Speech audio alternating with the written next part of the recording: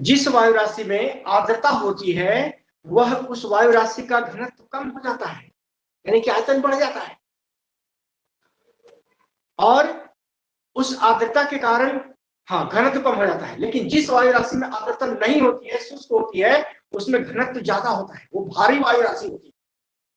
और भारी वायु राशि के बीच में अगर हम आर्द्र वायु राशि को रखेंगे तो रहेगा नहीं रहेगा, सीधा ऊपर उठ जाएगा। एक तो आर्द्रता की उपस्थिति, दूसरा घनत्व का कहते हैं कम हो जाना, ठीक है। तो इस तरह से ये वायु राशि ऊपर उठ जाएगी, और जैसे ही ऊपर उठेगी वैसे धीरे धीरे क्या कहते हैं, ये ऊपर उठेगी तो शुष्क रुद्धोष्ण ताप ह्रास के दर से इसका टेम्परेचर घटेगा, यानी कि 10 डिग्री पर 1000 मीटर के हिसाब से इसका टेम्परेचर घटेगा। और एक खास ऊंचाई पर जाने के बाद जितनी भी आर्द्रता होगी वो संघनित होने लगेगी, वाटर ड्रॉपलेट्स में कन्वर्ट हो जाएगी और वर्षण स्टार्ट करेगा। तो महासागरीय राशि के जल उपस्थिति के कारण घनत्व कम होता है, आयतन ज्यादा होता है। महाद्वीपीय राशि में घनत्व क्या कहते हैं ज्यादा होता है और आयतन कम होता है। ये भारी वायु राशि होती है, हल्की वायु राशि होती है, ये भी जान लीजिए। ये वायु राशि भारी होती है और ये हल्की होती है, ये आपको किताब में लिखा नहीं मिलेगा, ठीक है। तो ये इसकी विशेषताएं हैं। इसी तरह से गर्म वायु राशि और ठंडी वायु राशि, गर्म वायु राशि भी हल्की होती है और ठंडी वायु राशि, सारी विशेषताएं पहले जान लीजिए, इसके बाद कैलकुलेशन होगा, ठीक है। तो भारी वायु राशि हमेशा नीचे बैठने की कोशिश करेगी, ऊपर उठने का प्रयास, नीचे बैठने का प्रयास, ठीक है। भारी है तो यही चीज यहां पे लागू हो जाएगी। चलिए, भारी है नीचे तो ये चीज यहां पे लागू होगी, दोनों में सिमिलर हो जाएगा, और ये दोनों सिमिलर हो जाएगा। हल्की है तो दोनों ऊपर। तो एक तरह से उष्णकटिबंध हो और महासागर हो, तब क्या होगा, उष्णकटिबंध हो और महासागर हो। तो सोचिए, पिक्चर साफ है, उष्णकटिबंध है यानी हवा अपने ही गर्म है, मतलब कि ऊपर से आने वाली गर्मी के कारण गर्म है, और दूसरी बात कि हवा में जलवाष्प मिलने के कारण हवा गर्म है। तो गर्मी तो यहां भयंकर होगी कि नहीं होगी?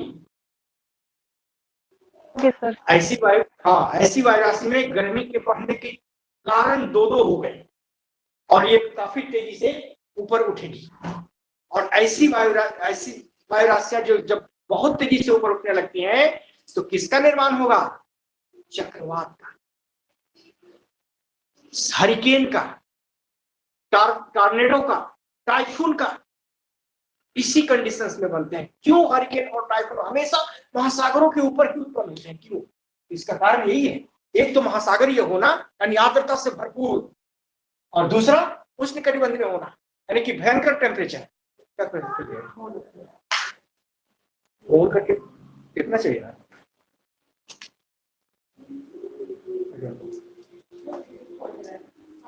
ठीक है, तो ये चीजें होती हैं। तो अब आते हैं चैप्टर पे। सॉरी सर, ये आर्द्रता होगा तो भारी होना चाहिए ना सर? हाँ, यही तो गड़बड़ है, हम भी तुम्हारी तरह से यही सोच रहे हैं। क्योंकि सर बारिश के मौसम में हमको लगता है कि नमी ज्यादा हो जाता है और एयर मोटा हो जाता है तो भारीपन होता है। ठीक है, मैं जब तुम्हारी तरह से था तो मैंने कहा कि मैं भी तुम्हारी तरह से सोच, क्या आर्द्रता है भाई, इसमें तो भारीपन ज्यादा होगा। ऐसा नहीं है। अब जरा सोचो, आर्द्रता का मतलब क्या समझते हो? Quick reply. जलवाष्प की मात्रा, उसमें नमी का बढ़ना। Good good good. ये जलवाष्प के बनने का प्रोसेस क्या है, जरा ये बताओ। सर वाष्पीकरण। वाष्पीकरण। वाष्पीकरण क्यों हुआ? जल में टेम्परेचर बढ़ना। हाँ, वाटर टेम्परेचर को बढ़ा दिया तो वाटर विपरीत हो गया, यही कहना चाहते हो? हाँ सर। हाँ, अब बताओ कि वाटर टेम्परेचर बढ़ा दिए और वाटर इवेपोरेट हो गया, तो वो टेम्परेचर कहाँ गया जो तुमने दिया था वाटर को? तो सर वो तो वाटर अवशोषित कर लिया, जल अवशोषित कल कर यही लिया। तो मैं बता रहा था तुमको, तुम रिप्लाई नहीं कर रहे थे, यस नो कुछ नहीं, तो हमने छोड़ दिया बताना।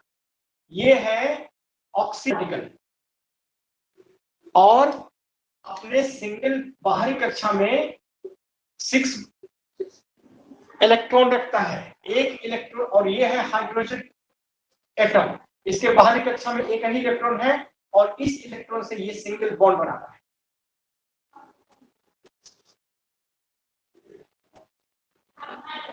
ये सिंगल बॉन्ड बनाता है। जब तुम सन रेज की एनर्जी पाता है इंफ्रारेड, तो ये इंफ्रारेड इस बॉन्ड से जब टकराता है तो ये बॉन्ड में कंपन क्रिएट होता है, और वो जितना उसकी क्षमता है उसको एब्जॉर्ब कर लेता है। अब इसके पास पहले से मतलब कि एनर्जी, एक खास एनर्जी पर ये बॉन्ड बना था, लेकिन अब इसको मिल गया ज्यादा एनर्जी इंफ्रारेड के द्वारा, और जब इसके पॉकेट में पैसा आ जाता है तो इसका मन बहक जाता है।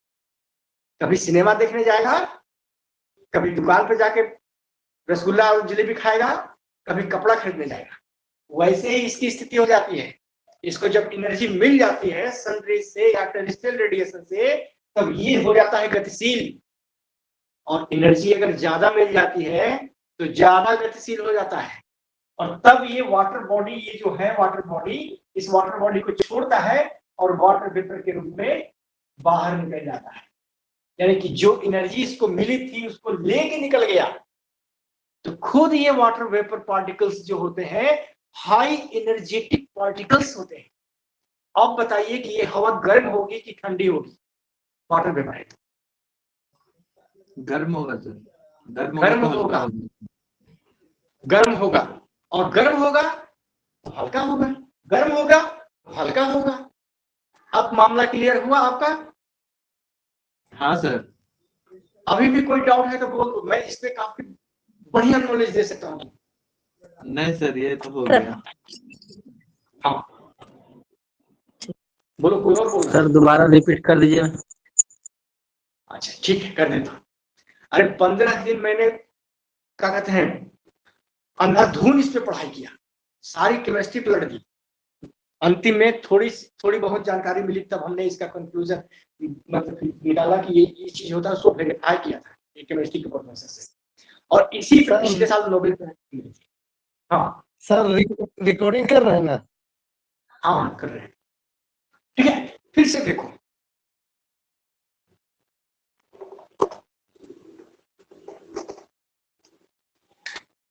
ये है तुम्हारा ऑक्सीजन एटम, और किसी भी ऑक्सीजन के बाहरी कक्षा में 6 इलेक्ट्रॉन होते हैं, हो गए।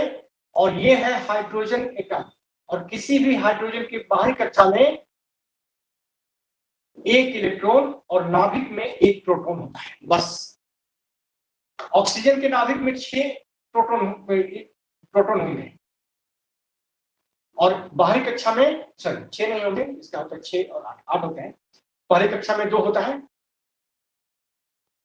पहली कक्षा में 2 इलेक्ट्रॉन, दूसरी कक्षा यानी बाहरी कक्षा में 6 इलेक्ट्रॉन, 2 यहाँ, 1 यहाँ, 1 यहाँ, 2 यहाँ, और इधर होता है 1 हाइड्रोजन एटम, ठीक है। तो ये हाइड्रोजन एटम का एक परमाणु ऑक्सीजन के एक परमाणु के साथ संयोग करता है, और तब बनता है H2O। जब ये H2O, ये पूरा का पूरा वाटर बॉडी है, देख रहे हो, और इधर सन रेज जब इस पे पड़ता है तो इंफ्रारेड यानी अवरक्त किरणें, तुमको पता होगा कि वाटर वेपर केवल और केवल अवरक्त किरणों का अवशोषण करता है, पराबैंगनी किरणों का अवशोषण O3 करता है, ठीक है। तो ये हमारे वायुमंडल में या सतही महासागरीय क्षेत्र में जो वाटर बॉडी है, सबसे पहले इस आने वाली सोलर रेज को एब्जॉर्ब कर लेती है। या फिर वायुमंडल में जो जलवाष्प है वो आने वाले सोलर रेज से इंफ्रारेड को एब्जॉर्ब करती है और नीचे से आने वाले भी इंफ्रारेड को, पृथ्वी से आने वाले भी इंफ्रारेड को एब्जॉर्ब करती है। एब्जॉर्ब करने का तरीका इसका ये है कि सोलर रेज में जो इंफ्रारेड वाला तरंग दैर्ध्य है उस तरंग दैर्ध्य पर जो एनर्जी बंदी होती है आधा सीधा इसको हीट करती है, इसके बॉन्ड को हीट करती है। और बॉन्ड यहाँ एक सिंगल बॉन्ड बना और यहाँ एक सिंगल बॉन्ड बना, एक ही ऑक्सीजन परमाणु दो हाइड्रोजन परमाणुओं के साथ सिंगल बॉन्ड बनाता है। अब इस सिंगल बॉन्ड पे कुछ एनर्जी ट्रैप हो जाएगी, कैद हो जाएगी, बंध जाएगी और कुछ और ऊर्जा इस बॉन्ड पे बच जाएगी। जैसे ही उस ऊर्जा को पाता है, अब ये स्ट्रक्चर O के साथ H के साथ ये स्ट्रक्चर अब कंपन करने लगता है। ये थोड़ा ऊपर जाएगा, ये थोड़ा नीचे आएगा, तो फिर ये कभी ऊपर जाएगा और ये थोड़ा नीचे आएगा। अब इसमें कंपन होने लगता है। नहीं कहा पॉकेट में पैसा दे दो बच्चा को 100 रुपया, तुरंत दौड़ना स्टार्ट कर देगा। कभी वो दुकान पे जाएगा चॉकलेट लेगा, तो कभी वो दुकान पे जाके खिलौना लेगा। वही स्थिति इनकी हो जाती है। और एनर्जी की मात्रा अगर इनकी क्षमता अधिकतम क्षमता पे हो तो ये हाईली एनर्जेटिक हो जाते हैं। हाईली एनर्जेटिक और अपनी ही वाटर बॉडी, अपने ही घर जिसमें ये रह रहे थे, इस सागर के पानी में पानी का एक अणु है, सागर के जल के साथ विलीन था। उसी सागरीय जल को छोड़ के निकल जाता है आकाश में, क्योंकि उसमें तो गति आ गई है एनर्जी के चलते। और जैसे ही आकाश में निकलता है, ऐसे पार्टिकल को वाटर के ऐसे पार्टिकल को हम वाटर वेपर कहते हैं, जलवाष्प कहते हैं। और ये तब तक गति करेगा जब एनर्जी लॉस ना हो जाए। ये गतिशील रहेगा, रुक ही नहीं सकता है और ये काम होते रहेगा। ठीक है, ये गतिशील रहेगा। कुछ समय के बाद तो इस ली गई एनर्जी को छोड़ देता है और शांत हो जाता है। ठीक है, जहां साथ रहेगा। लेकिन ये छोड़ता का एक तो ये कंडीशन है। दूसरी कंडीशन ये है कि ये एनर्जी को बड़ा इजीली छोड़ता है। इसको अगर एनर्जी इससे निकालनी है तो बस इसको थोड़ा सा ऊपर उठा दीजिए, घनत्व इसका और घटा दीजिए, आयतन और बढ़ा दीजिए, ये हो जाएगा ठंडा। ठंडा होता नहीं है, उस ऊंचाई पर तापमान इसको और ज्यादा, मतलब आयतन बढ़ाओगे तो तापमान देना पड़ेगा, क्योंकि किसी वस्तु को और यहाँ फैल गई और तापमान हमने दिया ही नहीं, तो एनर्जी क्या हो जाएगी, ऑटोमेटिक कम उस फैले हुए आयतन के साथ। ठीक है, तो यही बात यहाँ होती है। अब एनर्जी इनकी हो जाती है कम, बस इनको एक पार्टिकल चाहिए, प्लेस चाहिए, यानी कोई बिस्तर चाहिए बच्चे को सोने के लिए। उतना थक गया है कि उसको बिस्तर चाहिए, तो वैसे ही इसको बिस्तर मिल जाता है धूल कण, पराग का कण, राख, धुआं का कण, एरोसोल कहिए, नमक का कण, ये इसमें से कोई पार्टिकल मिल जाएगा, बस उसी पे दरादर जमा होना स्टार्ट। जैसे जमा हुए तो जमा होने से एक बूंद बन गई, यानी लाखों वाटर वेपर एक बूंद पे जमा होते हैं। बूंद बन गई और ये बूंद अपने भार के कारण, गुरुत्वाकर्षण बल के कारण नीचे गिरना स्टार्ट होते हैं। इसी को प्रेसिपिटेशन कहते हैं। तो ये घटना होती है। यही घटना CO2 बॉन्ड के साथ भी होती है। एक कार्बन यहाँ, दो ऑक्सीजन यहाँ, डबल बॉन्ड इधर, डबल बॉन्ड इधर, और ये इसी तरह से एनर्जी एब्जॉर्ब करता है। ये भी इंफ्रारेड ही एब्जॉर्ब करता है, ठीक है, हमारे वायुमंडल में, और एक निश्चित समय की सीमा के बाद उसको रिलीज कर देता है। तो जो ऊपर रिलीज कर दिया वो तो निकल गया अंतरिक्ष में, लेकिन जो नीचे रिलीज करता है वो आता है हमारी ही पृथ्वी पर, लौट के आता है काउंटर रेडिएशन के रूप में। और यही काउंटर रेडिएशन एक warming effect inside the troposphere create करती है। ठीक है, हमारे क्षोभ मंडल में एक उष्मन प्रभाव क्रिएट करती है। इसी उष्मन प्रभाव को जब ये वैश्विक स्तर पर क्रिएशन होने लगता है तो ग्लोबल वार्मिंग करते हैं। और ये ग्लोबल वार्मिंग क्लाइमेट चेंज का सबसे बड़ा कारण है। ठीक है, तो ये था ये क्वेश्चन है। हाँ बोलो। जैसे कि समुद्री तटीय क्षेत्रों में अगर जाते हैं तो नीचे की अपेक्षा थोड़ा ऊंचाई पे ज्यादातर हम लोग को आर्द्रता ज्यादा मिलेगा। डिपेंड करता है कि कितना वाटर वेपराइज हुआ है। लेकिन समुद्री क्षेत्रों की अगर तुम बात कर रहे हो तो वहां मोर देन ह्यूमिडिटी 80% से ज्यादा होती है।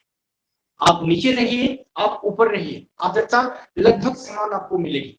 लेकिन निचले लेयर पे वार्मिंग इफेक्ट ज्यादा होता है, ऊपरी स्तर पे ऊंचाई बढ़ने पे वार्मिंग इफेक्ट सामान्य अपने आप कम होता है।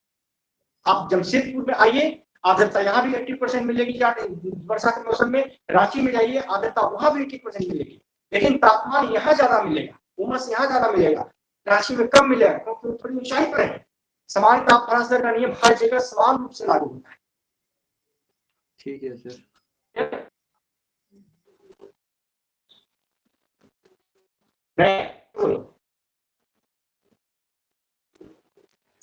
सर आवाज कट रहा है। मैंने बोला कि समुद्र के पास भी आर्द्रता लगभग समान है, कम से कम 500 मीटर की ऊंचाई तक आर्द्रता समान बनी रहती है। लेकिन अगर और इस तापमान के कारण आपको लगेगा कि आवाज नहीं आ रही है सर, आवाज नहीं आ रही है। आ रही है।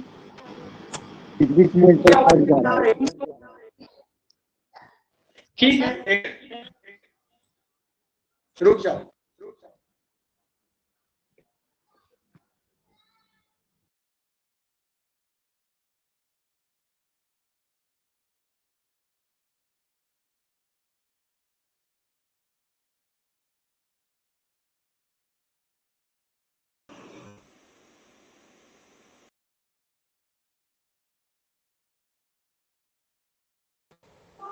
चलो, अभी आवाज आ रही है?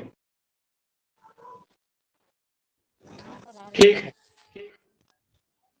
तो मैं बोल रहा था, समुद्र तटीय क्षेत्र में आर्द्रता, तुम थोड़ा ऊंचाई पर भी जाओगे तो आर्द्रता उतनी ही रहेगी, तापमान में अंतर हो सकता है ऊंचाई के कारण।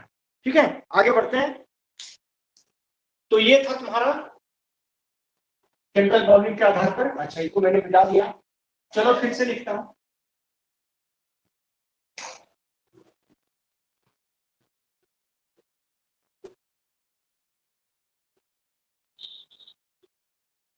तापमान और आर्द्रता। तापमान की दो स्थितियां थी, एक उष्ण कटिबंध और दूसरा ध्रुवीय क्षेत्र। आर्द्रता की भी दो स्थितियां थी, एक था तुम्हारा महाद्वीपीय और दूसरा था महासागर। ठीक है, अब हम उष्ण कटिबंध को इंग्लिश में क्या कहते हैं? ट्रॉपिकल। टी नाम दे दें। ध्रुवीय को क्या कहते हैं? पोलर। तो पी नाम दे दें। महाद्वीपीय को क्या कहते हैं? कॉन्टिनेंटल। तो सी नाम दे दें कैपिटल में। और महासागरीय को क्या कहते हैं? मैरीन। तो एम नाम दे दें कैपिटल में। सबका नाम दे दिया। ये हो गया टी, ये हो गया पी, ये हो गया सी और ये हो गया एम। अब इस महाद्वीपीय को एक बार चाहे तो हम इसके साथ मिला सकते हैं और एक बार चाहे तो इसके साथ मिला सकते हैं। इस कॉन्टिनेंटल वायु राशि को किसी महाद्वीप के ऊपर विकसित वायु राशि अगर उष्ण कटिबंध में होगी तो क्या बनेगा? सीटी। अगर महाद्वीप हो और ध्रुवीय क्षेत्र में फैला हो तो वायु राशि कैसी होगी? सीपी होगा। बिल्कुल होगा। अब देख लो कि ये पृथ्वी है, ठीक है। अब इस पे अफ्रीका तुम्हारा ये है और यूरोप जो है यहां तक ऐसे फैला हुआ है। तो ये हिस्सा तो ध्रुवीय हो गया ना जी। इस ध्रुवीय हिस्से में वायु राशि पोलर होगी और ये कॉन्टिनेंटल है तो सीपी हो गया। लेकिन ये महासागर है, ये अंध महासागर है और इस हिस्से में अंध महासागर के यहाँ के क्षेत्र की जलवायु क्या है? यहाँ किसका विस्तार है? महाद्वीप का या महासागर का? थोड़ा जल्दी जल्दी बोलो तुम लोग। इस हिस्से में तुम चले जाओ, यहाँ तो महासागर है एम, तो क्या हो गया? एम को हम एक बार इससे जोड़ सकते हैं और एक बार इससे जोड़ सकते हैं।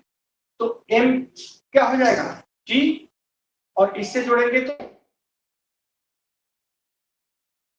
यानी महासागरीय ध्रुवीय या ध्रुवीय महासागरीय, जो भी कह लो, और ध्रुवीय कॉन्टिनेंटल ये भी कह सकते हैं। तो कुल कितनी बनी? ई, सी, पी, एम, टी और एन, पी, ये 4 वायु राशियां बनी कि नहीं बनी? अरे बोलना सीखो। सर बनेंगे सर। हाँ सर, बन गया सर। ये कहा हाँ सर बनेंगे। द्वितीय उसमें कटिबंधीय, ये कहलाएगा महाद्वीपीय ध्रुवीय, ये कहलाएगा महासागरीय T4 उष्णकटिबंधीय, और ये कहलाएगा महासागरीय ध्रुवीय। तो इस तरह से 4 बेसिक वायु राशि बनी, लेकिन इसमें भी अभी अंतर आएगा। अंतर ये आएगा, ठीक है, इसको मिटा दूं।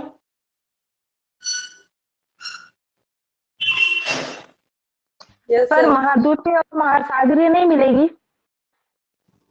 महाद्वीपीय और महासागरीय यहाँ पे है 2 कैटेगरी आर्द्रता जो देते हैं। महाद्वीपीय में आर्द्रता नहीं देता है तो शुष्कता बढ़ती है, महासागर में आर्द्रता देता है तो आर्द्रता बढ़ती है। ठीक है, यहाँ पानी कम है तो शुष्कता बढ़ेगी, यहाँ पानी ज्यादा है तो आर्द्रता ज्यादा होगी यहाँ की वायु राशि में।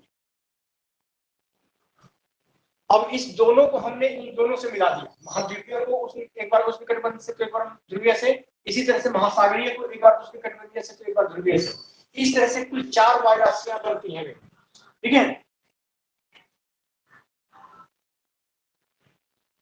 अगर हो गया हो तो मिटाऊं। Yes sir. Yes sir. Sir इधर यस सर, किनारे वाला मिटा मत, क्या बोल रहे हो? सर किनारे वाला मत हो गया सर। पी वाला, ये सर उसको मत मिटाइएगा, ऊपर से लेकर नीचे तक लिखा हुआ है वाला मत मिटाइए। सोना लगता है। चलो ठीक है, इन वायु राशियों के में भी परिवर्तन होते हैं। इस परिवर्तन के 2 आधार हैं। ठीक है, चेंज इन एयर मास, वायु राशि में परिवर्तन। 2 आधार हैं इसके। पहला है आपका परिवर्तन का कारण, वो है थर्मोडायनेमिक्स।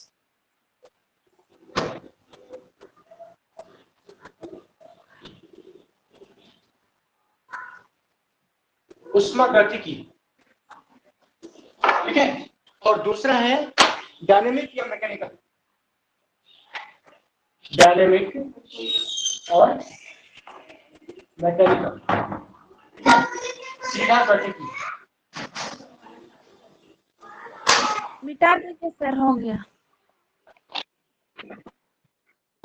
तो उष्मागतिकी परिवर्तन और गतिकी परिवर्तन कैसे होते हैं, ये थोड़ा सा तुम लोगों को समझने में कॉम्प्लेक्स लगेगा, लेकिन कुछ भी कॉम्प्लेक्सिटी नहीं है। अब ये बताओ कि चक्रवात में हवा नीचे से ऊपर जाती है, ऊपर से नीचे आती है? नीचे से ऊपर जाती है।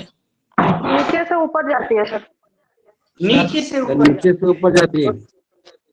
तो हवा नीचे तो गर्म होगी तब ना ऊपर जाएगी जी। जी सर। जी सर। तो जब हवा नीचे से ऊपर जाएगी तो नीचे ये गर्म होगी तब ना ऊपर जाएगी तो ठंडी होगी। ये हो गया चक्रवात। चक्रवात की स्थिति है, यानी हवा का तापमान बदल गया। क्यों? क्योंकि हवा गर्म होने के कारण ऊपर अस्थिर थी, अस्थिर थी तो ऊपर उठी, ऊपर उठी तो धीरे धीरे ठंडी हो गई। ये अस्थिर हवा, अनस्टेबल।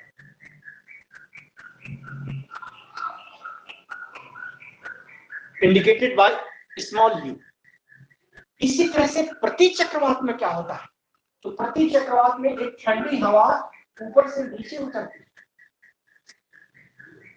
ठीक है, हवा ठंडी होती है, ऊपर से नीचे उतरती है, यहाँ तक गर्म होता है। ठीक है, और ये ठंडे धरातल पर उतरती है। ठीक है, तो ये हो जाती है, ये स्थिति कहलाती है पृथ्वी चक्रवात की, और यहाँ पर स्थिरता आ जाती है, वायु राशि का निर्माण। ठीक है, वायु राशि और स्थिर, यहाँ वायु राशि स्थिर हो जाती है, और ये इंग्लिश में कहेगा stable, indicated by small S.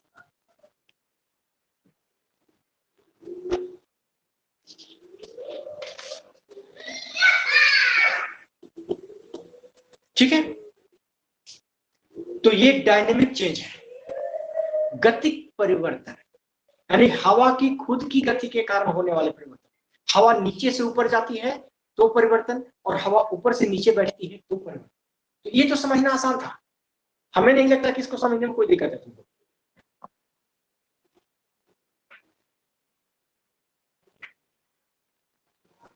समझने में दिक्कत है? समझ गए सर। ठीक है, अब आते हैं थर्मोडायनेमिक्स। इसमें थोड़ा सा ध्यान रखने की जरूरत है, यहाँ दिक्कत होगी।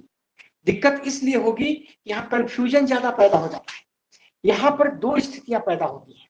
पहली स्थिति ये होती है कि धरातल मेरा ये है सरफेस, और सरफेस जो है वो पहले से गर्म है, यानी कि हॉट सरफेस, और दूसरा है यहाँ पर सरफेस कोल्ड सरफेस।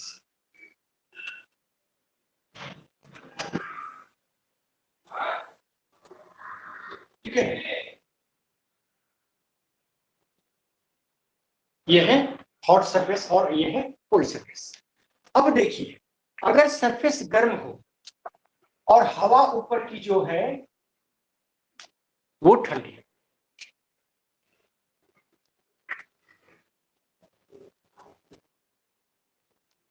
ये एक ठंडी हवा, आप बता सकते हैं कि किस तरह का चेंज होगा?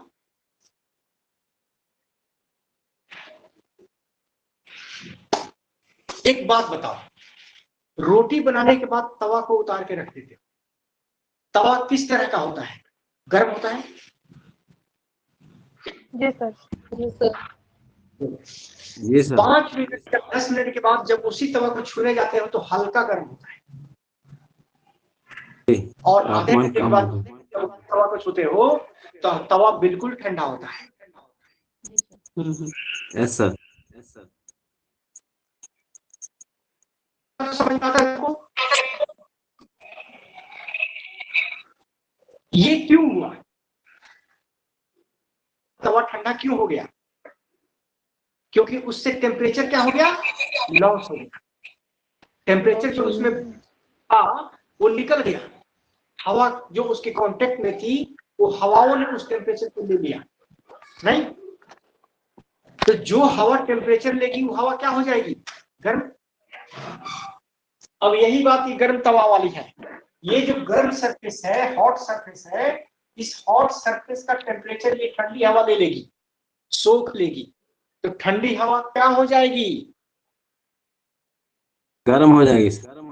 बिल्कुल सही बताया, ठंडी हवा कन्वर्टेड इनटू वार्म,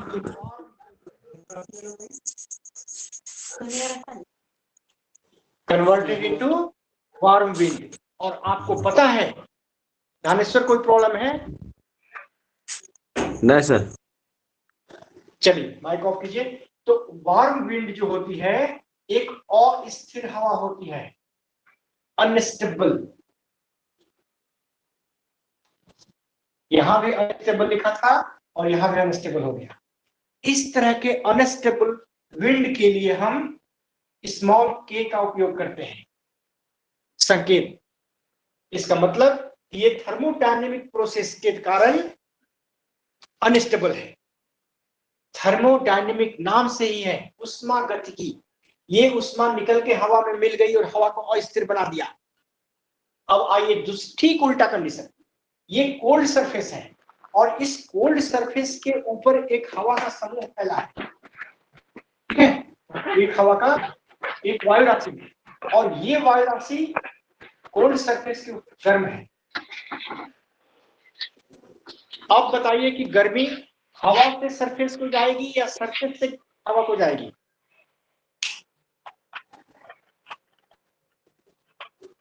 गर्मी से सरफेस को जाएगी सर।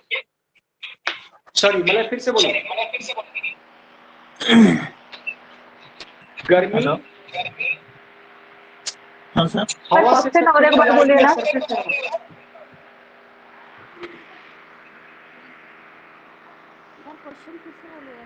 कुमार जी क्या बोल रहे क्वेश्चन हैं? और एक बार बोलिए सर। कोई माइक ऑन किया हुआ है सर, आवाज इको हो रही है।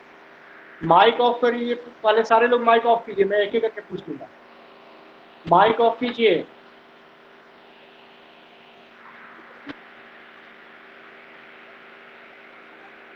मैं पूछ रहा था कि गर्मी सर, हवा से कुमार जी सरफेस का में ऑन है जाएगी। Sir. Kumar ji mike off कीजिए।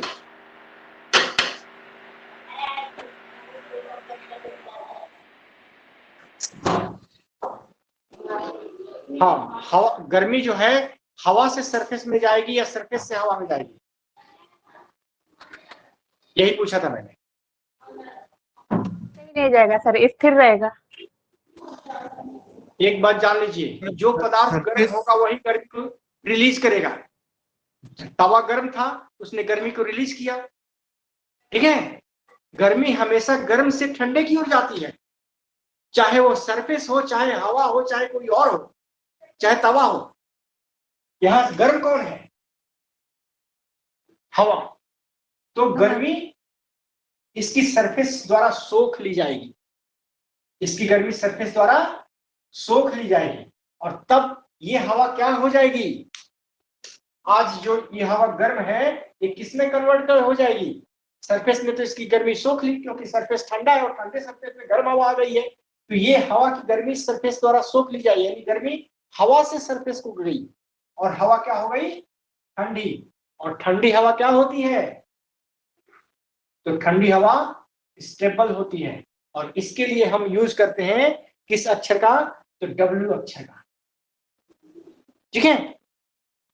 यही है थर्मोडायनामिक्स, और कुछ नहीं है।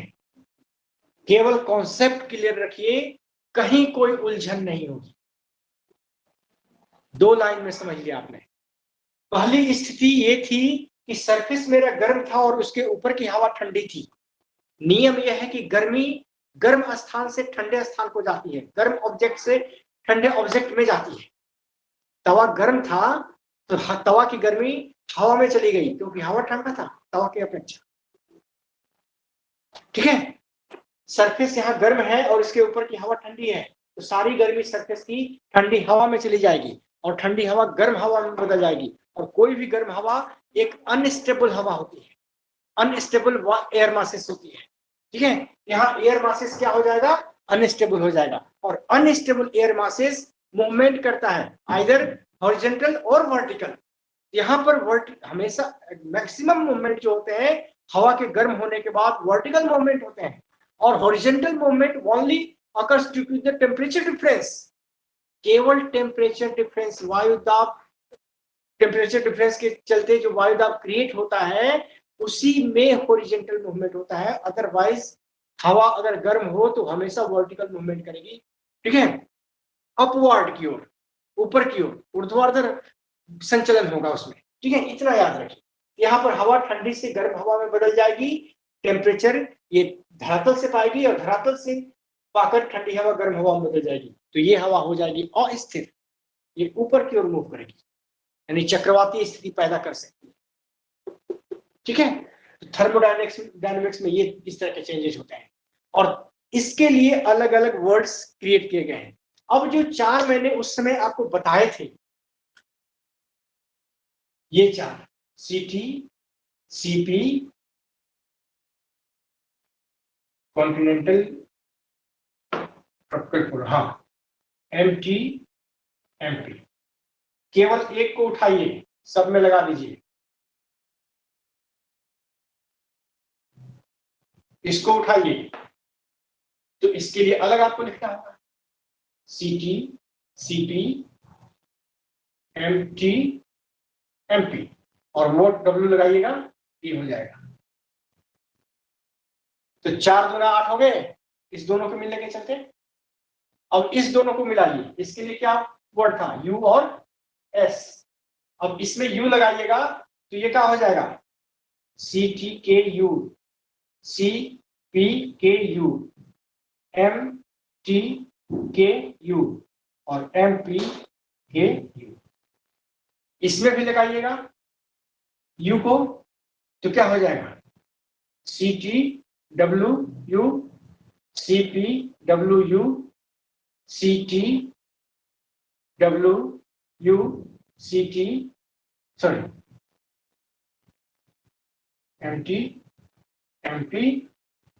MPWU।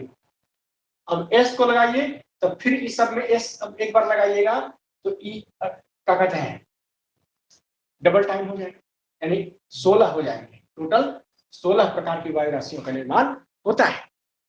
अब वायु राशियां क्या करती हैं, तो वायु राशि जिस क्षेत्र में भी जाती है या तो उस क्षेत्र के धरातल से तापमान और आर्द्रता वाली विशेषताओं को ग्रहण करती है या खुद के तापमान और आर्द्रता को उस धरातल को प्रदान करती है। ये बेसिक सिद्धांत है, ठीक है। तो इससे क्या होगा, बहुत कुछ होगा। अब तुम देख लो कि बसंत ऋतु खत्म होती है और गर्मी आता है, जब तक जेट स्ट्रीम इंडियन उपमहाद्वीप के ऊपर खास करके इसके मैदानी हिस्से में 25 डिग्री अक्षांश उत्तरी अक्षांश पर कायम रहता है, कोई वर्षा नहीं होती है। लेकिन जैसे ही सूर्य उत्तरायण होता है और कर्क रेखा पर पहुंचता है, सारे के सारे जेट स्ट्रीम हिमालय से उत्तर की ओर विस्थापित होते हैं और पूरा का पूरा उत्तरी भारत के मैदान लो एयर प्रेशर का जोन बन जाता है। सबसे पहला लो एयर प्रेशर जो है उत्तरी पश्चिमी भारतीय भूभाग में बनता है और इसके बाद मैदानी हिस्सा। लो प्रेशर बनने के कारण सारा का सारा बंगाल की खाड़ी से और महासागरीय हिस्से से आर्द्र वायु राशि को आकर्षित कर लेता है और ये आर्द्र वायु राशि जैसे ही इस प्रदेश में घुसती है एकाएक वर्षा स्टार्ट करती है और इस घटना को मानसून विस्फोट कहते हैं। ये आर्द्र वायु राशि कैसी थी, महासागरीय थी, गर्म थी, अनस्टेबल थी, नहीं महासागरीय थी, गर्म थी और अनस्टेबल थी और ऊपर से मिल गया निम्न वायु दाब का क्षेत्र जहां ये घुस रही है। पूरा हाहा के मतलब कि एकाएक ही ऊपर उठती है और जैसे ही ऊपर उठती है जम के संघनित होती है और जम के बारिश करती है, खूब बारिश होती है। यही बात तुम्हारा यूरोप का मैप देखना है, इसको मिटा दो या लिखना चाहोगे, 1 मिनट रुक जाता हूं, जो भी तुमसे बन पड़े लिखो।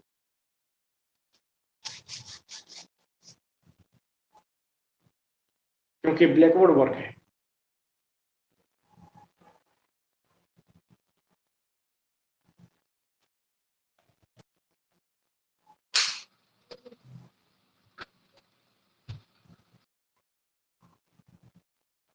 मिटा दीजिए सर।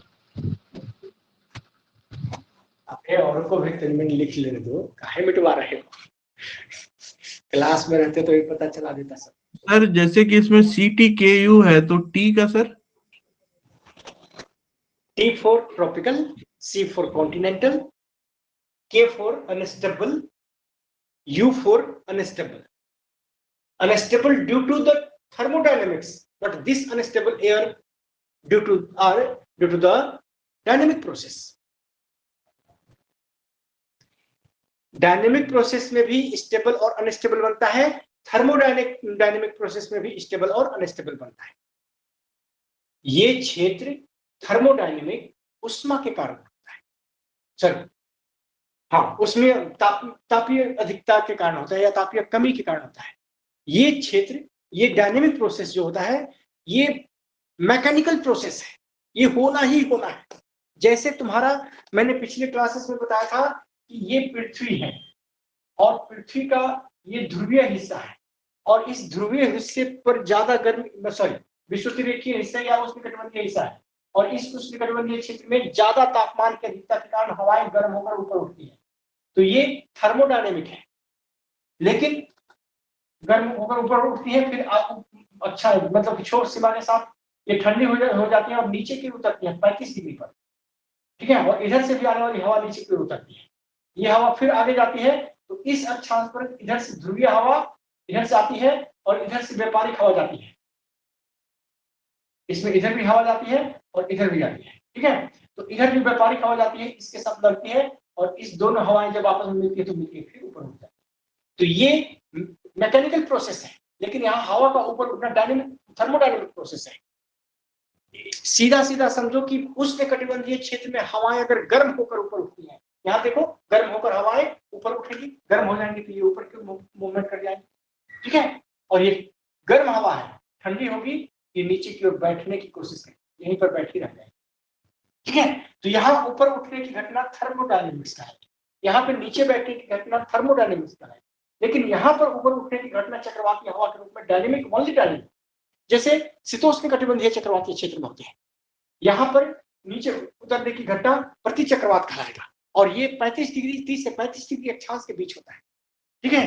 तो इस पूरे पृथ्वी पर जिस जिस क्षेत्र में जिस तरह का बिहेवियर होता है, टेम्परेचर और ह्यूमिडिटी का जितनी जो भी अधिकता होती है, उसी के अनुसार ये वायुराशियां होगा, और उस जैसी वायुराशि होगी वैसा ही उसका मौसम होगा। वायुराशि स्थिर हो जाएगी, मौसम एकदम साफ सुथरा, नीट एंड क्लीन। वायुराशि अगर अस्थिर हो गई तो मौसम तुरंत तूफानी हो जाएगा, वर्षा वाला हो जाएगा, ठीक है। सिंपल सा मतलब तो यही है, या पहला मतलब इसका यही है, इसलिए वायुराशियों को पढ़ना जरूरी है। ये लिख लिया है? मलाइका तो हो गया है, तुम स्वर्णलता? हो गया है सर। ठीक, आगे बढ़ते हैं। तो ये थी वायुराशियां। अब चलते हैं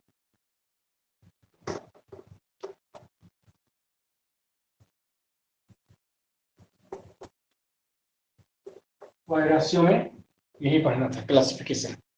और वायुराशियां क्या है, इसकी उत्पत्ति के कुछ कारण थे, जैसे कि इफेक्टिंग फैक्टर अगर हम देखें, ठीक है,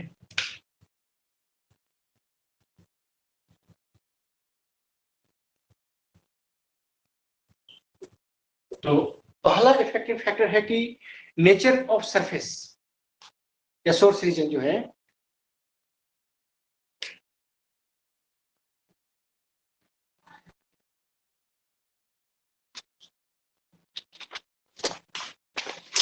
सतह का जो प्रकृति है वो इसको बहुत ज्यादा प्रभावित करती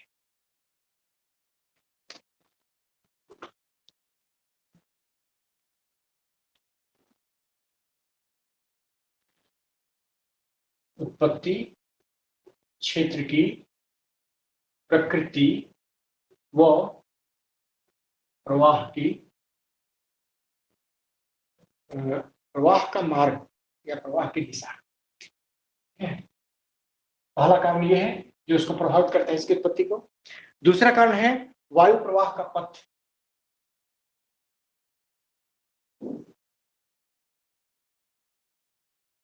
तीसरा कारण है एज ऑफ द एयर मास,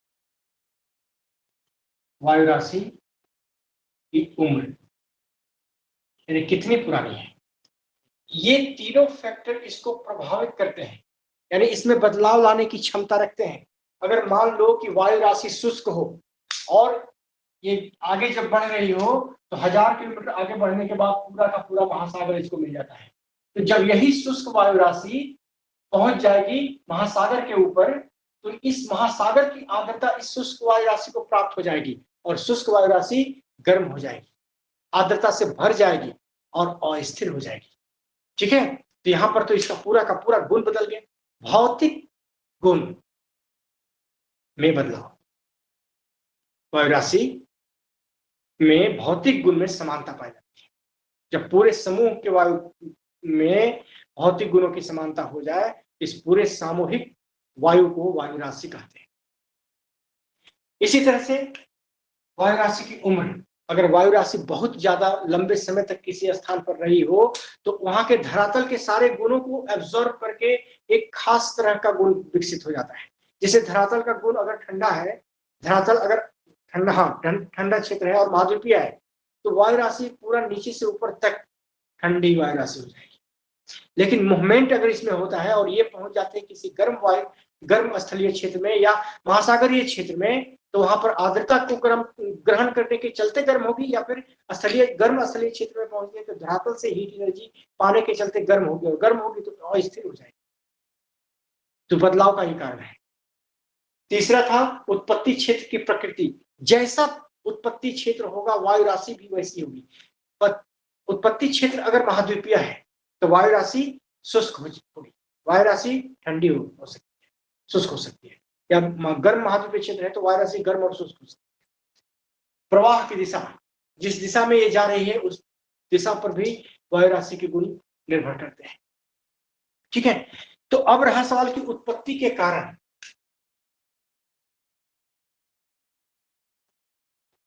ठीक है, तो उत्पत्ति के कारणों को अगर हम देखें तो वायु राशि की उत्पत्ति का सबसे पहला कारण होता है विस्तृत धरातल, और ये हजारों किलोमीटर स्क्वायर से बड़ा क्षेत्र, हजारों वर्ग किलोमीटर स्क्वायर से भी बड़ा क्षेत्र, और पूरे के पूरे क्षेत्र में एक समान तापमान और आर्द्रता की स्थिति हो, और उसके ऊपर जो वायु हो, जो हवा हो, वो लंबे समय तक के लिए स्थिर पड़ी रहे, उसमें मूवमेंट ना हो। अगर मूवमेंट हो भी तो बहुत हल्का मूवमेंट हो, ताकि वो हवा उस जिस धरातल पर है, चाहे वह महासागरीय हो चाहे महाद्वीपीय हो, लंबे समय तक स्थिर रहे, ताकि उस धरातल के भौतिक गुणों को ग्रहण कर सके, तापमान के गुणों को ग्रहण कर सके, आर्द्रता के गुणों को ग्रहण कर सके। इसलिए लंबे समय तक वहां टिके रहना जरूरी है। पहली बात, विस्तृत धरातल हो और धरातल पर वायु राशि टिकी हुई हो। संपूर्ण धरातल पर ताप, दाब और नमी की मात्रा एक समान हो। ठीक है, संपूर्ण धरातल पर ताप, दाब और नमी की मात्रा एक समान। ठीक है, ये दूसरा क्या कहते हैं कारण है। इसी तरह से तीसरा कारण है कि इस धरातल पर लंबे समय तक वायु राशि विस्तृत धरातल पर वायु राशि लंबे समय तक स्थिर हो। जब तक वो लंबे समय तक स्थिर नहीं होगी, धरातल के ताप और आर्द्रता संबंधी गुणों को ग्रहण ही नहीं कर पाएगी। मूवमेंट पैदा कर दो, कोई वायु राशि न बने, वो धरातल के गुणों को एब्जॉर्ब ही नहीं कर पाएगी। इसलिए इसकी उत्पत्ति के लिए इस तीन कारणों का होना बड़ा जरूरी है। पहला नंबर की विस्तृत धरातल हो, एक समान, संपूर्ण धरातल पर तापमान, दाब और नमी की मात्रा एक समान, और इस तरह के धरातल पर लंबे समय तक वायु राशि स्थिर हो, तभी धरातल के गुणों को एब्जॉर्ब कर पाएगी, तापमान को, आर्द्रता को एब्जॉर्ब कर पाएगी, और तब वो उसके सभी हिस्सों में एक समान तापमान और आर्द्रता के गुण विकसित हो जाएंगे। तब वही वायु का समूह वायु राशि कहा जाएगा। क्लियर?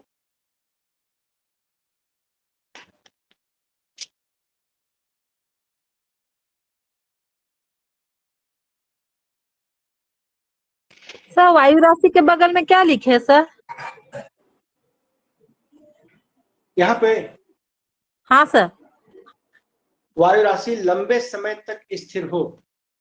लास्ट लाइन है कि विस्तृत धरातल पर वायु राशि लंबे समय तक स्थिर हो या स्थिर रहे।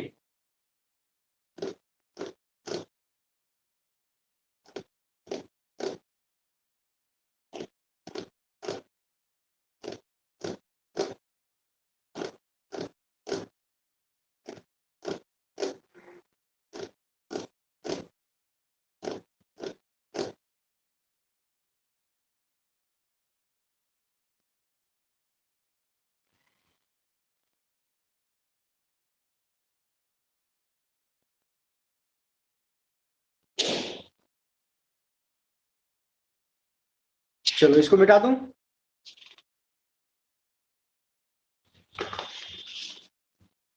Yes sir.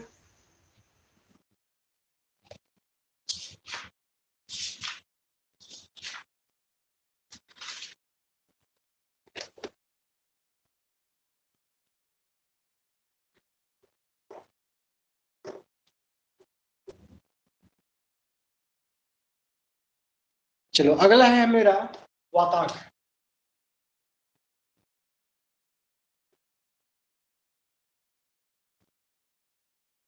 फ्रंट एंड फ्रंटोलाइसिस, वाताग और वाताग्र जनन।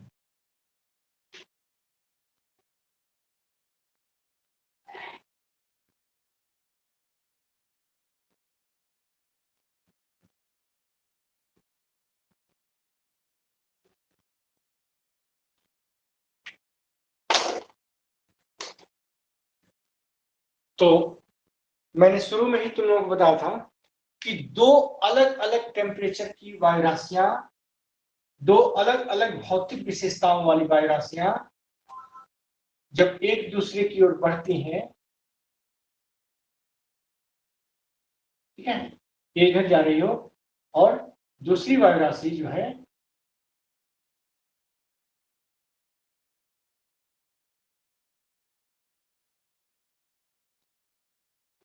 इधर आ रही हो, तो दोनों आपस में टकराएंगे। तो इसका बाहरी हिस्सा यानी ये सतह इसके बाहरी सतह से टकराएगी,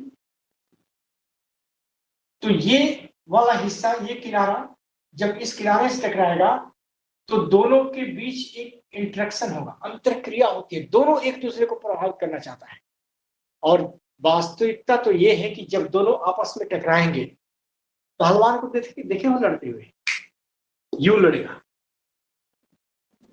एक पहलवान का ये हाथ आगे अगर गया तो दूसरे पहलवान का दूसरा हाथ पीछे आ जाएगा, यूं।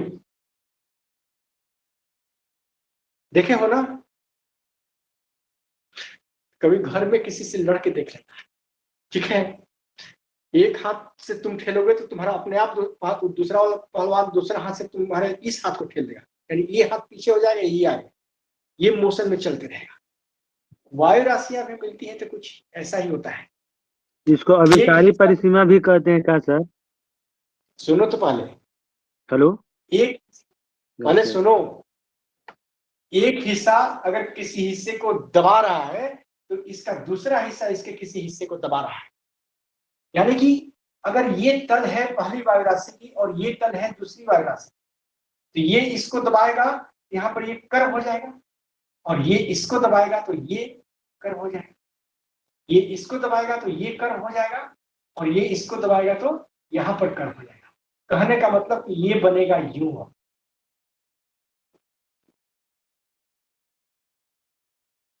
मतलब ये निकला कि ये अगर वायु राशि है अलग और ये वायु राशि है अलग, ठीक है, तो अब इसमें से ये वायु राशि यहां इसको ठेल रही है तो उसमें अवतलित, मतलब उसका ये हिस्सा अवतलित हो गया, तो ये भी यहाँ ठेल रहा है, इनका भी हिस्सा अवतलित हो गया है, यहाँ ठेल रहा है, इनका भी हिस्सा अवतलित हो गया। और इस तरह से इस दोनों वायु राशियों का, दोनों भिन्न विशेषताओं वाली वायु राशियों का वो अगला हिस्सा बिल्कुल अगला हिस्सा, बाहरी हिस्सा वाताग्र कहलाएगा। और जब दो वायु राशियां आपस में मिलती हैं तो इसी दोनों के मिलने का ये जो परत होता है, दोनों के अगले हिस्से जो होते हैं, इसके मिलने पर जिस क्षेत्र का निर्माण होता है, इसी को हम वाताग्र या वाताग्र जनन कहते हैं। वाताग्र जनन, फ्रंटोलाइसिस। अब यहां पर कंडीशन ये होती है, डिपेंड करता है कि किस वायु राशि की प्रकृति कैसी है, कौन आर्द्रता वाली है, कौन शुष्कता वाली है, कौन गर्म है, कौन ठंडी है। तो जो वायु राशि ठंडी होगी वो भारी होगी, जो वायु राशि शुष्क होगी, ठीक है, वो भारी होगी। जिस वायु राशि में गर्मी होगी वो अस्थिर होगी। जिस वायु राशि में आर्द्रता होगी वो गर्म होगी, और गर्म होगी तो स्थिर होगी। दोनों अलग अलग गुण की वायु राशि है। कहने का मतलब कि एक इस साइड का जो रेड कलर से हमने इसका पृष्ठभूमि को पेंट किया हुआ है, ये एक ठंडी वायु राशि है, और इधर की जो वायु राशि है एक गर्म वायु राशि है। इस दोनों के मिलने से इसके मध्य का जो हिस्सा है, जहां पर ये दोनों वायु राशियां एक दूसरे को मिल रही हैं, दोनों वायु राशियां एक दूसरे को मिल रही हैं, इस क्षेत्र को ही हम क्या कहेंगे? वाताग्र। इस क्षेत्र को क्या कहेंगे? वाताग्र। तो ये है वाताग्र। इस वाताग्र के सहारे दोनों वायु राशियां एक दूसरे को प्रभावित करना चाहती है, एक दूसरे को, क्योंकि ये दोनों विपरीत गुण वाली वायु राशियां हैं, इसलिए एक दूसरे को हटा देना चाहती है। अगर ये है उष्ण वायु राशि, गर्म वायु राशि, और ये है ठंडी वायु राशि, दोनों के चरित्र के बारे में मैंने बता दिया कि ये गर्म है तो अस्थिर होगी, इसमें आर्द्रता होगी तो गर्मी होगी, गर्मी होगी तो अस्थिर होगी। यानी कि ये कुल मिलाकर हम ये कहें कि गर्म वायु राशि हमेशा एक अस्थिर वायु राशि होती है, और ठंडी वायु राशि हमेशा एक स्थिर वायु राशि होती है। ये स्टेबल होगी, ये अनस्टेबल होगी। अब ये अगर आक्रामकता गर्म वायु राशि की ज्यादा हो और ये ठंडी के ऊपर चढ़ जाए, ठंडी वायु राशि के ऊपर आक्रामकता इसकी ज्यादा हो और ये किसी ठंडी वायु राशि के ऊपर, ये है आपका ठंडी वायु राशि, ठीक है, और इसके ऊपर ये गर्म वायु राशि क्या कहते हैं कि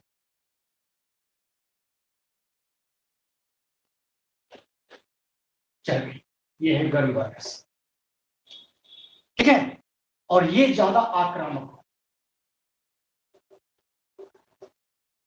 तो इसके बीच जो ये, इस दोनों के बीच जो वाताग्र बनता है, ऐसे वाताग्र को हम कहेंगे उष्ण वाताग्र।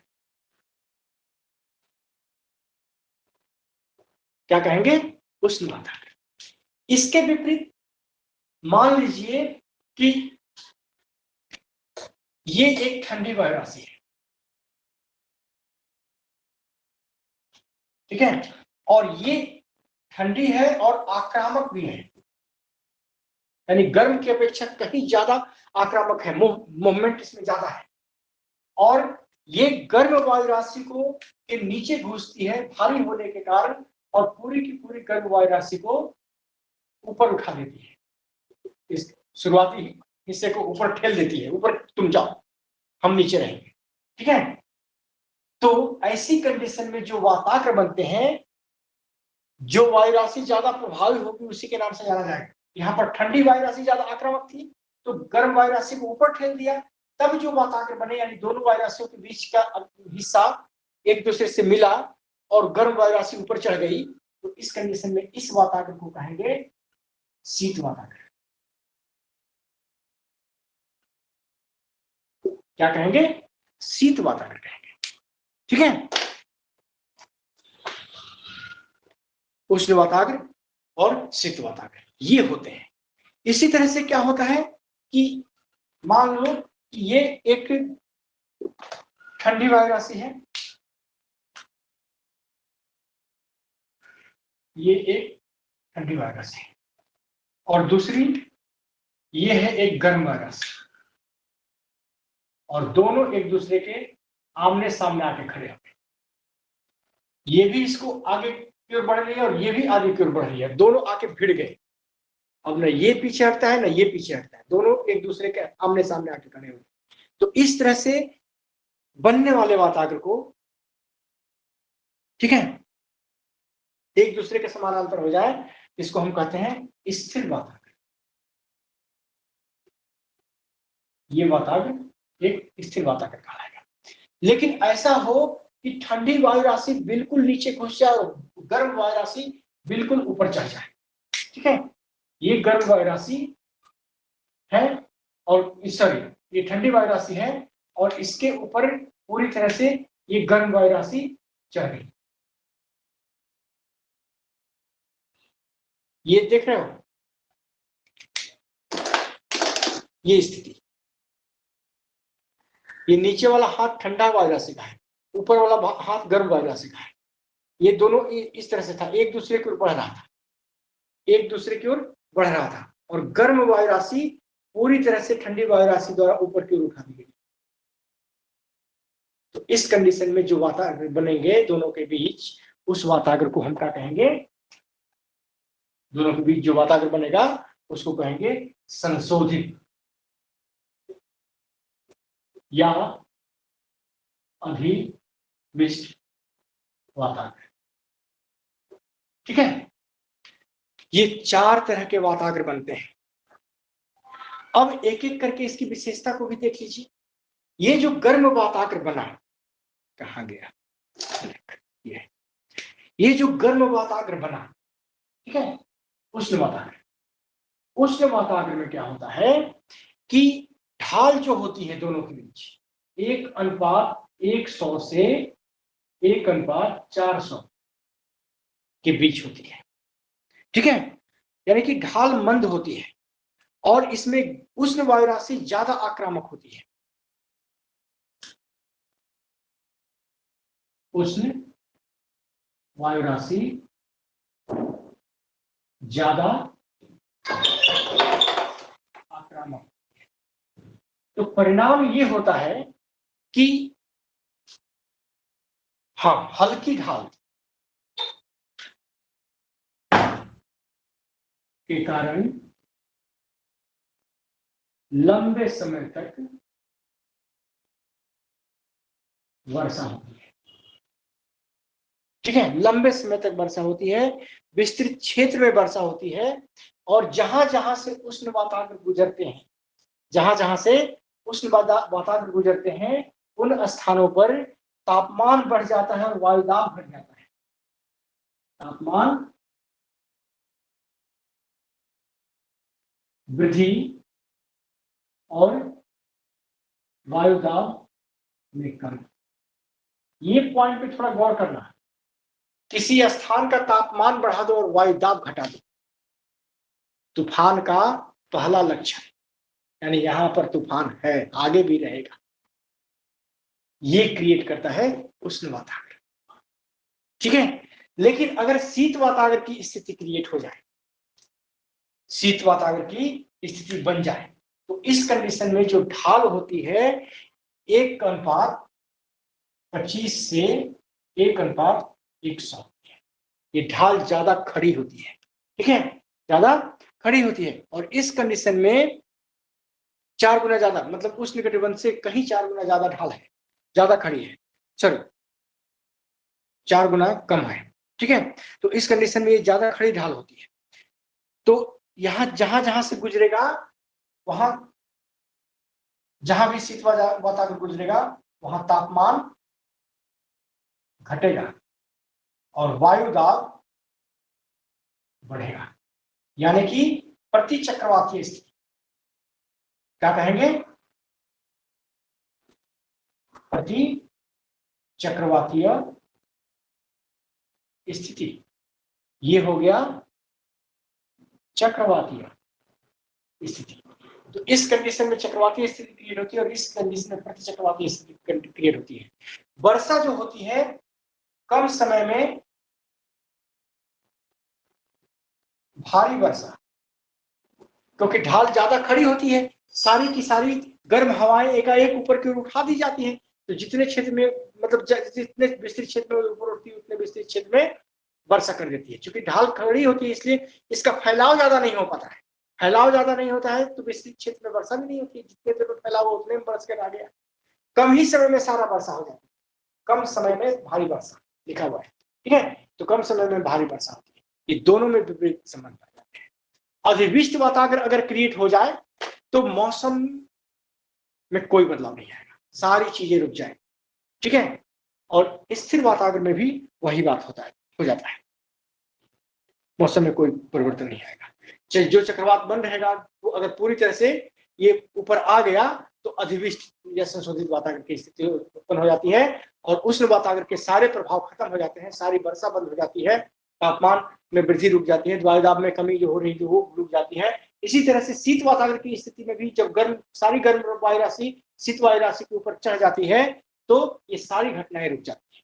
अब कोई चेंजिंग नहीं, मौसम स्थिर हो जाता है, शांत हो जाता है।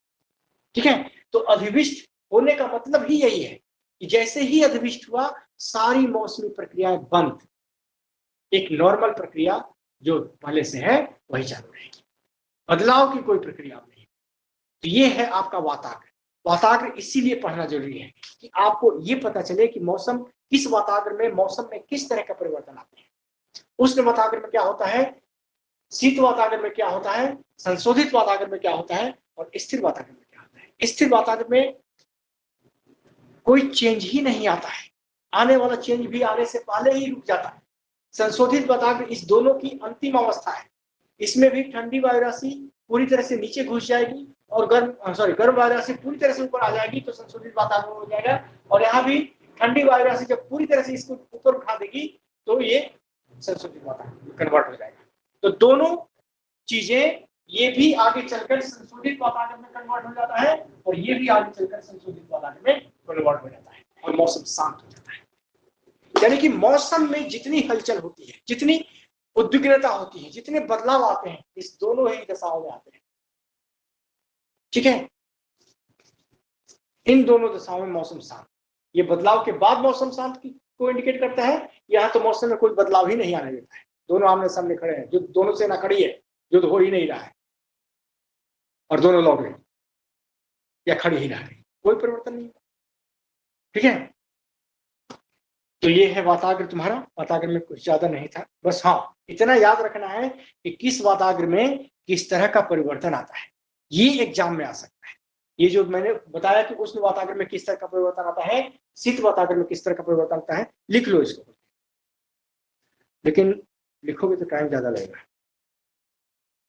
चलो कोई बात, लिख लो। उष्ण वाताग्र में उष्ण वाताग्र, जब उष्ण तथा हल्की वायु राशि आक्रामक होकर, जब उष्ण तथा हल्की वायु राशि आक्रामक होकर ठंडी वायु राशि के ऊपर चढ़ जाती है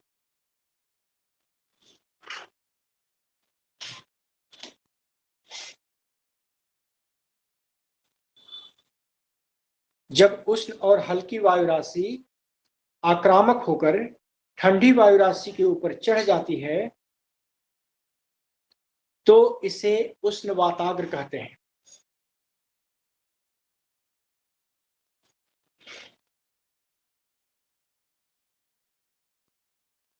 तो इसे उष्ण वाताग्र कहते हैं।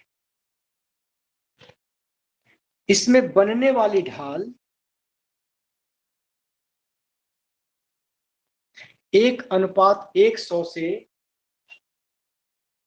1:400।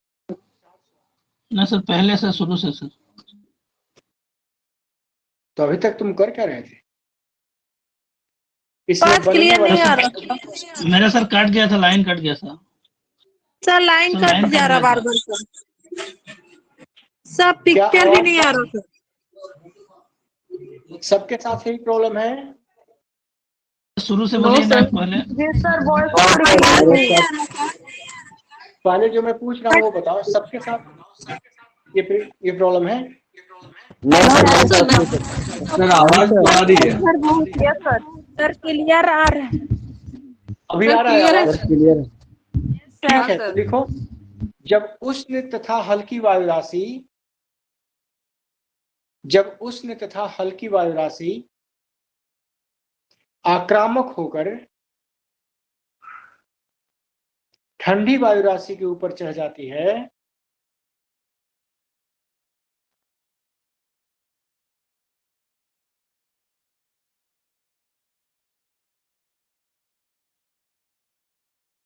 जब उष्ण तथा हल्की वायु राशि आक्रामक होकर ठंडी वायु राशि के ऊपर चढ़ जाती है तो इसे उष्ण वाताग्र कहते हैं।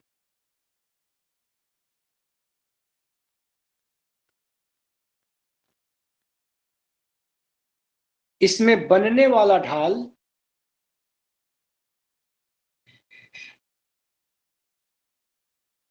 1:100 से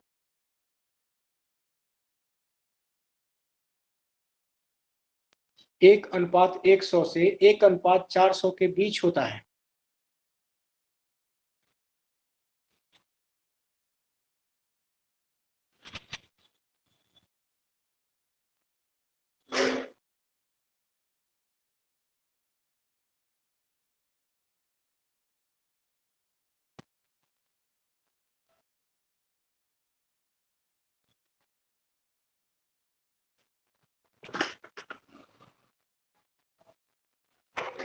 इस ढाल पर ऊंचाई के साथ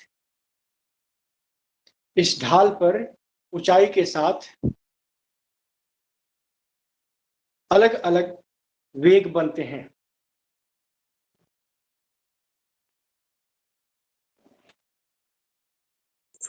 अलग अलग क्या बनते हैं सर? वेग, हवा की गति, अलग अलग वेग बनते हैं। हल्की ढाल के कारण होने वाली वर्षा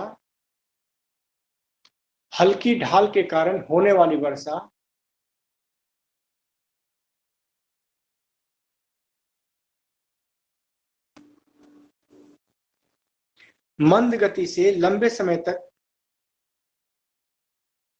होती है और विस्तृत क्षेत्र में होती है। मंद गति से लंबे समय तक होती है और विस्तृत क्षेत्र में होती है।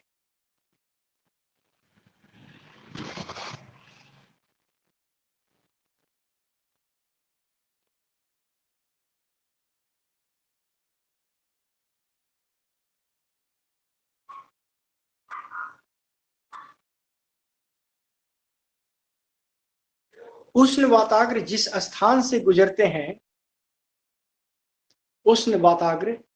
स्थान से गुजरते हैं वहां का तापमान बढ़ जाता है।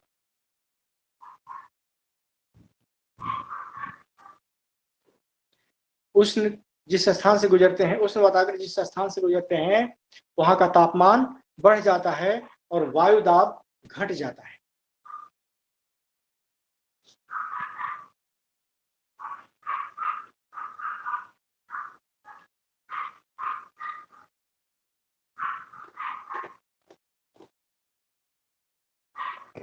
दूसरा है ठंडा वाताग्र या शीत वाताग्र।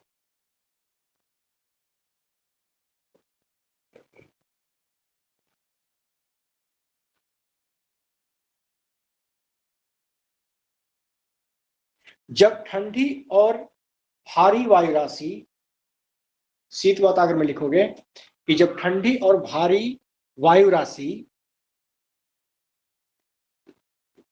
गर्म वायु राशि को ऊपर उठाती है,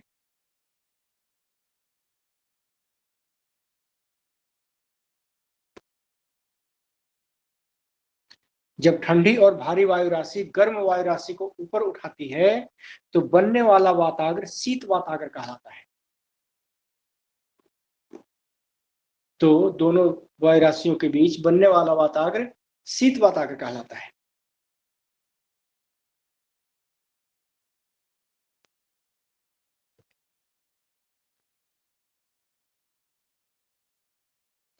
इसमें वाताग्र की ढाल 1:25 से 1:100 के बीच होती है।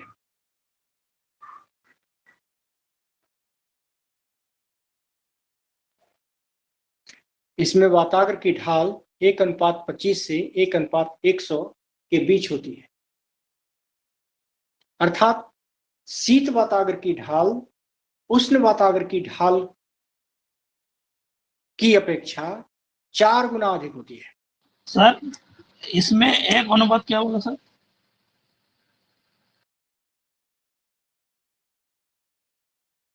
क्या लिखे हो? वाताग्र कहते हैं उसके बाद सर इस वाताग्र की ढाल 1:25 से 1:100 के बीच होती है।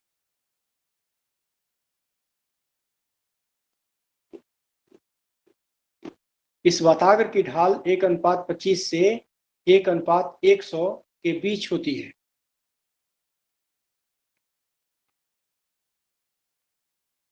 अर्थात उष्ण वाताग्र की अपेक्षा शीत वाताग्र की ढाल 4 गुना ज्यादा होती है।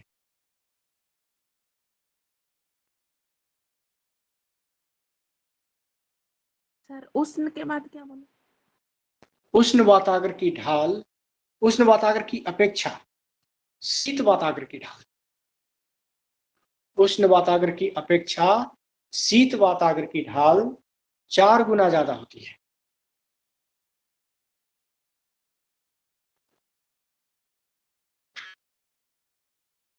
शीत वाताग्र जहां से गुजरता है, शीत वाताग्र जिस स्थान से गुजरता है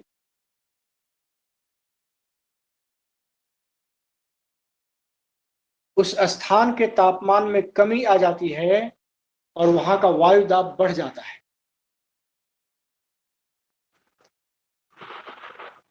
शीत वाताग्र जहां से गुजरता है वहां उस स्थान के तापमान में कमी आ जाती है और वायु दाब बढ़ जाता है।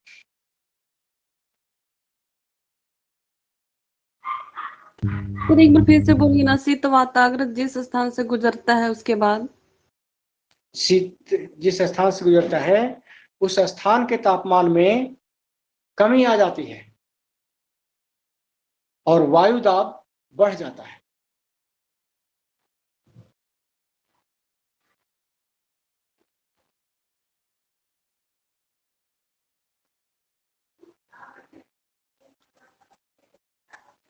शीत वाताग्र जिस स्थान से गुजरता है उस स्थान के वायु दाब में कमी आ जाती है, सॉरी, तापमान में कमी आ जाती है और वायु दाब बढ़ जाता है। उस स्थान के तापमान में कमी आ जाती है और वायु दाब बढ़ जाता है।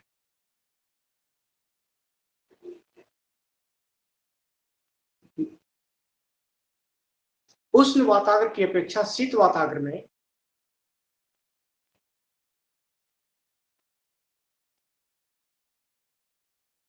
उष्ण वाताग्र की अपेक्षा शीत वाताग्र में वर्षा, उष्ण वाताग्र की अपेक्षा शीत वाताग्र में वर्षा कम समय में भारी वर्षा के रूप में होती है। वर्षा कम समय में भारी वर्षा के रूप में होती है और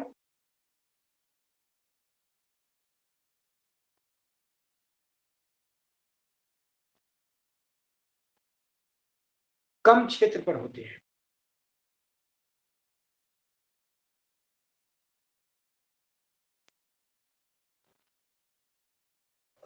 साथ ही होने वाली वर्षा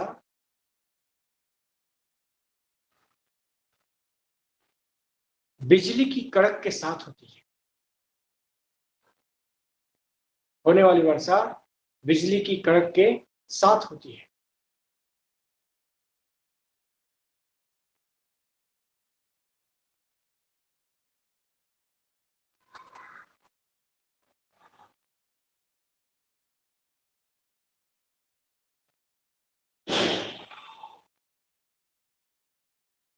तीसरा है संशोधित वाताग्र या अधिविष्ट वाताग्र। तीसरा है संशोधित या अधिविष्ट वाताग्र। जब उष्ण वायु राशि शीत वायु राशि द्वारा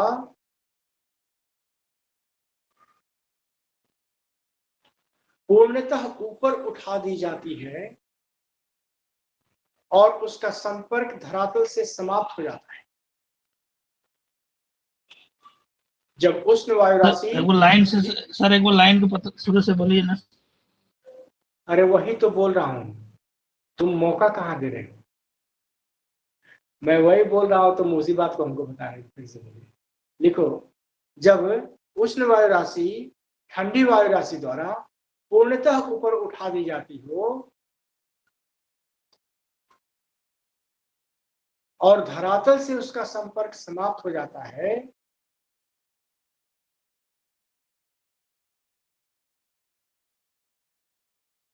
तो ऐसे वाताग्र को अधिविष्ट वाताग्र कहते हैं।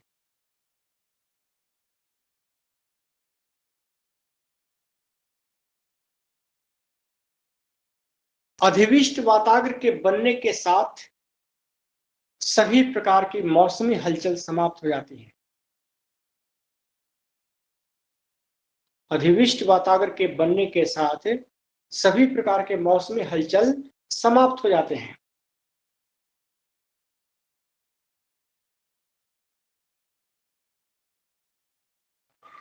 सर सभी प्रकार क्या बोले?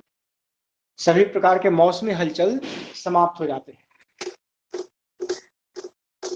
स्थिर वाताग्र है, चौथा है स्थिर वाताग्र। जब उष्ण और ठंडे वाताग्र, जब उष्ण और शीत वाताग्र एक दूसरे के बिल्कुल समानांतर हों, एक दूसरे के बिल्कुल समानांतर हो जाते हैं, तो उसे यह तब बनने वाला वाताग्र स्थिर वाताग्र कहा जाता है। तब बनने वाला वाताग्र स्थिर वाताग्र कहलाता है।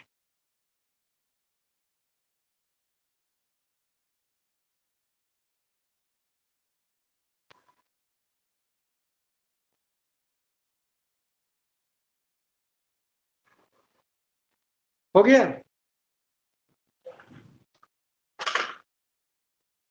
हो गया सर। हुआ कि नहीं जी?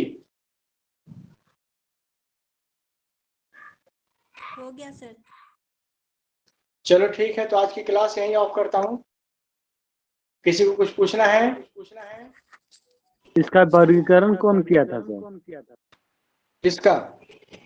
इसका चारों का सर, वाताग्र के वर्गीकरण। वर्कनीज, और भी बहुत सारे लोग हैं, वर्कनीज इसमें ज्यादा फेमस है। ठीक है, ओके सर। सर वीडियो डाल दीजिएगा सर। वीडियो डाला हुआ है ऑटोमेटिक है, आप बोलिए आपको मिल जाएगा।